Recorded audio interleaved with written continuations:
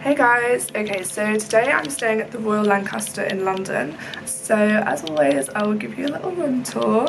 Okay, so I just checked into a studio suite, and this is the suite. It is so beautiful. The design is, well, it was only renovated earlier this year or last year, so it's still very fresh and new. And modern. So we've got a huge TV, some cute little artwork, and then a very luxurious chair and matching sofa.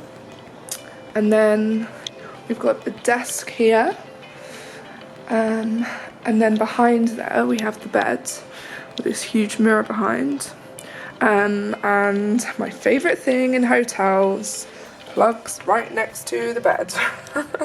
It is actually unusually common for hotels to not put plugs next to the bed, and so many times I've been in a hotel and had to charge my phone like the other side of the room on the floor, or I found a plug point stuck behind a desk and I've had to kind of like crawl under the desk to plug my phone in.